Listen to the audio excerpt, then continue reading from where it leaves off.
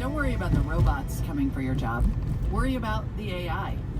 From American Public Media, this is Marketplace Tech, demystifying the digital economy. I'm Molly Wood.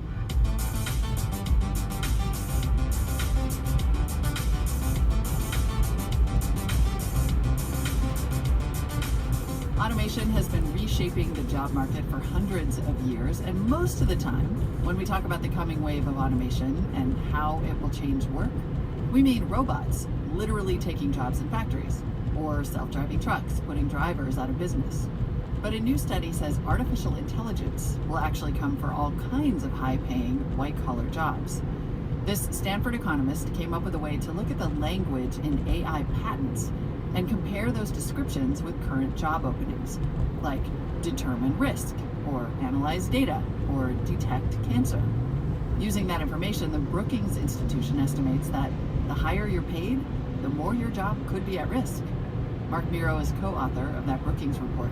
The particular skills here dovetail with particular skills of the white-collar world. They're often about assessing a lot of information and developing takeaways, identifying patterns, interpreting things, making predictions.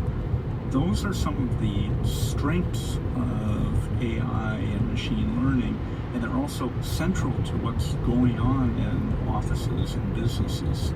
And so what do you think this starts to look like? Is it, person and AI job sharing, like AI does some parts of a job? We see three possible relationships. One is a complementary relationship in which AI allows workers to offload more routine parts of the job, and therefore they are providing different aspects of work, much more judgment, maybe more interpersonal, but it could be a negative relationship in which AI takes over all or most of the tasks within a job. And then you can imagine entirely new work. Think of the ghost workers who are preparing AI training data sets. That's something entirely new work that wouldn't exist absent AI. But it does sound like you're saying that, for as much as we've predicted a wave of automation that will displace a lot of workers, say in rural areas or manufacturing, that you're saying there will still be impacts in places where jobs are concentrated in cities too, right? Yeah, it's a different picture from factory automation.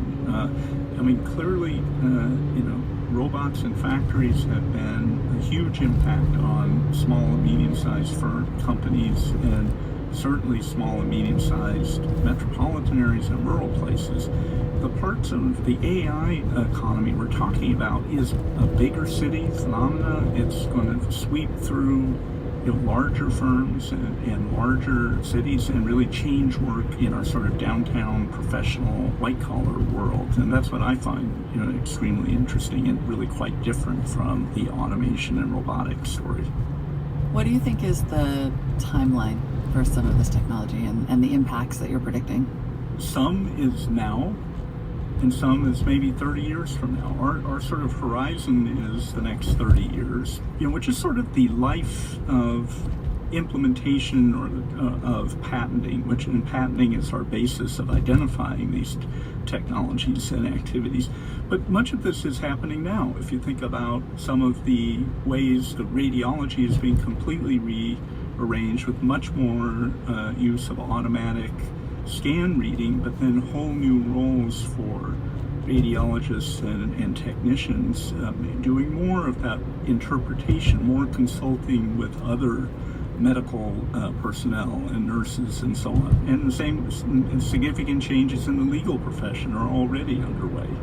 So I think much is happening now, but we're talking about a 30-year horizon. So if you were sending your kid off to college soon, knowing that they're going to kind of enter into this particular changing workforce, what would you tell them to study?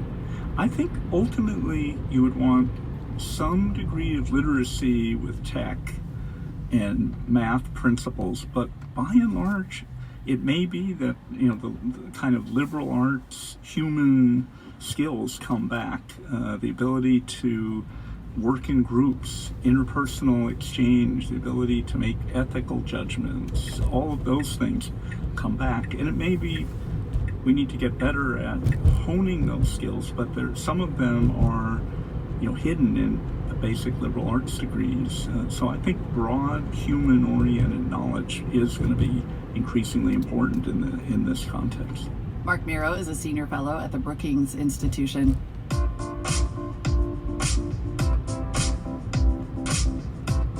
And now for some related links. You can read the Brookings report and the underlying data by economist Michael Webb at our website, marketplacetech.org. And there's a good analysis of all the research over at Vox.com. It has charts. One thing to note, Miro told me that although lots of jobs are in danger all up and down the pay scale, apparently CEOs will be just fine. I know you were worried. Other than that, I kind of found some hope in Miro saying that maybe we'll return to honing our more human skills. It's nice to think that we're still capable of a higher function than the machines. Brookings also published a piece late last week noting that automation could make some jobs even better. But that's about it for the hopeful point of view. Bank of America Merrill Lynch recently put out its own report saying almost 800 million jobs, basically half of all the jobs on Earth, could be lost to automation or AI by 2035. Better get cracking on the humanities, kids. I'm Molly Wood, and that's Marketplace Tech. This is APM.